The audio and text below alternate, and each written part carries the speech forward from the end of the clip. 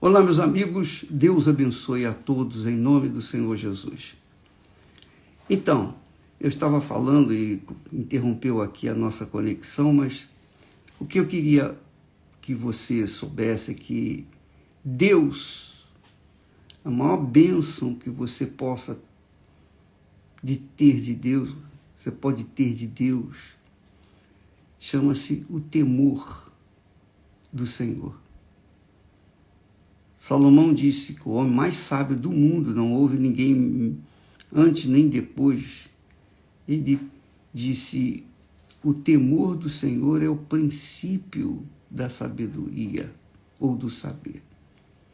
E por que o temor é extremamente importante na nossa vida diária? Por que o temor do Senhor é vital, como o oxigênio da nossa fé, do oxigênio da nossa vida no reino de Deus?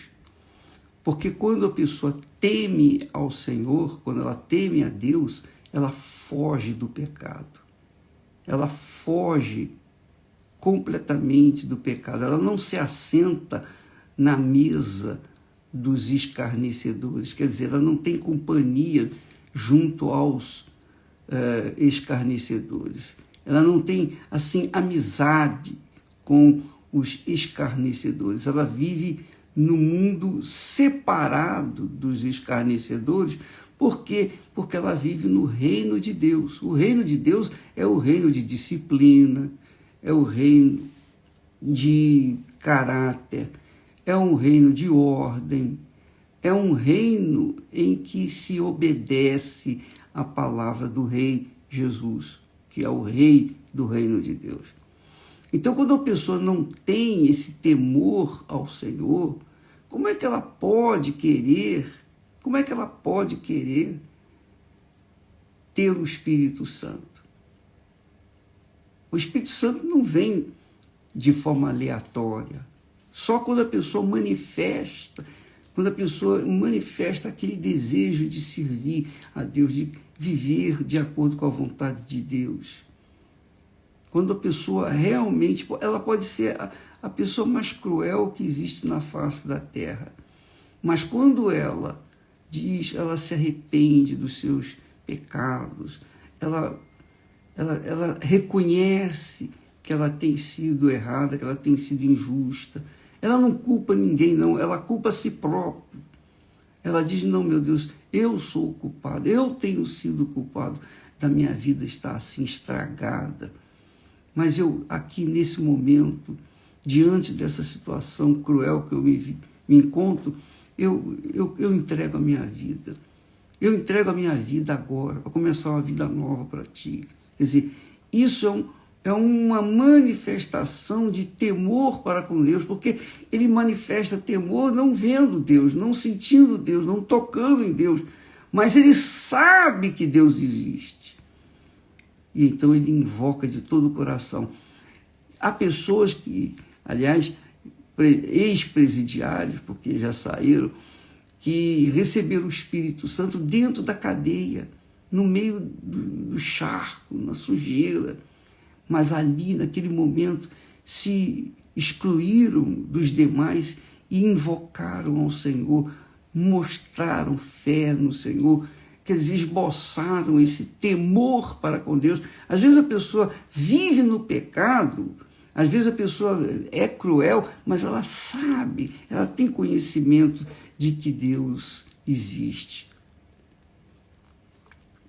E então, quando ela direciona a sua vida para Deus, quando ela diz, oh meu Deus, tem misericórdia de mim, eu reconheço que eu tenho sido essa pessoa, eu vivo uma vida completamente estragada, uma vida desorientada, mas eu quero viver uma vida contigo. Então isso é temor, é uma manifestação de temor, é uma manifestação de fé.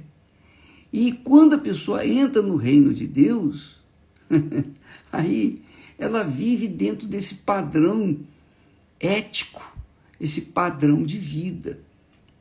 É claro que ela vai ser diferente das outras pessoas do mundo, é claro que ela não vai seguir o curso desse mundo, ela vai nadar, digamos assim, contra o rio, né? Ela vai nadar contrário, ela sempre vai ser contrária às coisas que este mundo aceita como naturais. Mas ela, se ela teme a Deus, ela continua, porque ela quer obedecer a palavra, ela quer seguir a palavra. Então, essas pessoas vivem uma vida diferenciada da vida daquelas outras pessoas que não temem a Deus.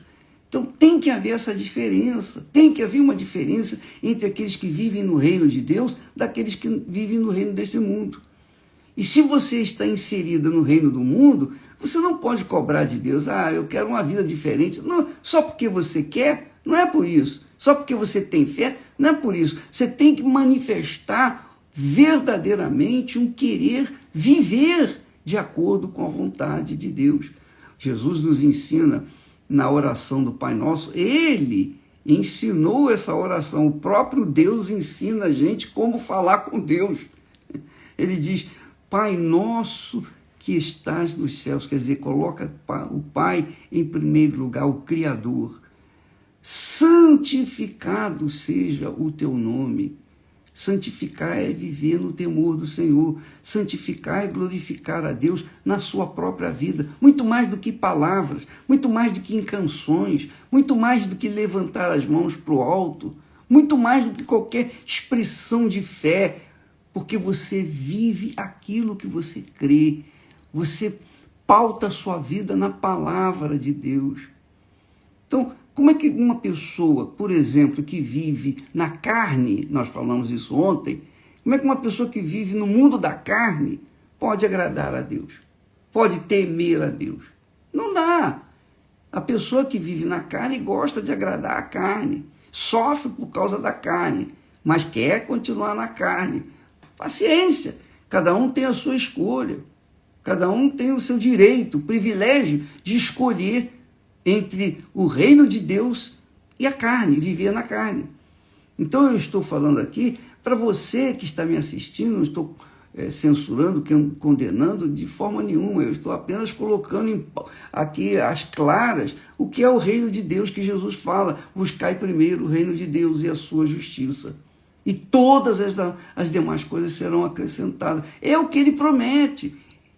Então, na oração que Jesus fez, ele diz, santificado seja o teu nome. E depois ele diz, venha o teu reino, para que então se possa fazer a tua vontade. Quer dizer, se o rei Jesus não estiver dentro de você, a vontade dele não vai ser feita. E essa é a razão do porquê nós insistimos para as pessoas buscarem, receberem o Espírito Santo. Receber o Espírito Santo não é para falar em línguas, receber o Espírito Santo não é para profetizar, para fazer milagres, não. O Espírito Santo é para nos conduzir no temor do Senhor, nos conduzir, saber, fazer a gente saber que o caminho que a gente está seguindo, porque às vezes a gente faz escolhas erradas. Então ele adverte, exorta. É para isso que o Espírito Santo vem, para nos conduzir de acordo com a vontade de Deus. Jesus recebeu o Espírito Santo para servir ao Senhor, ao Pai.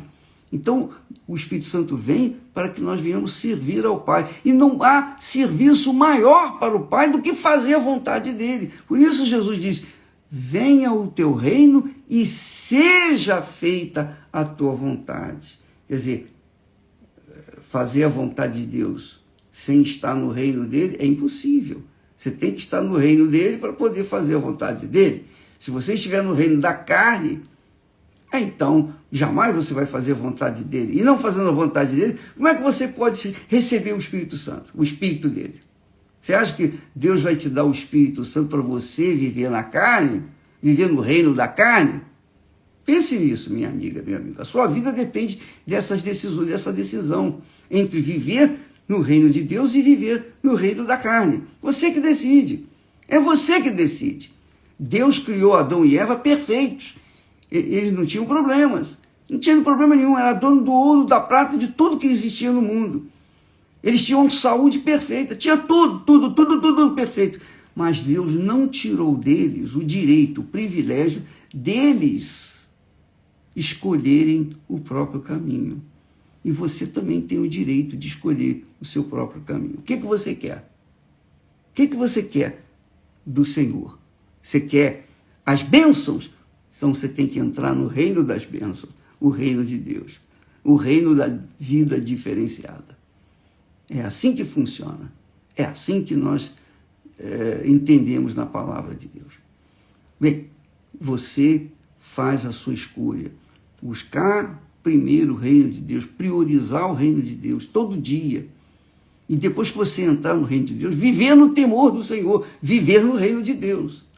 Se sujeitar à disciplina do reino de Deus, à ética do reino de Deus, à verdade do reino de Deus.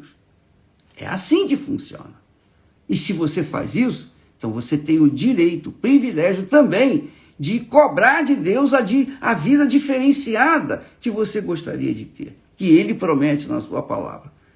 Vereis a diferença entre o justo e o perverso, ímpio, entre o que me serve e o que não me serve. Essa é a diferença que nós temos que ver. Quem é de Deus tem que ver na sua própria vida. Deus abençoe a todos e até amanhã, em nome do Senhor Jesus.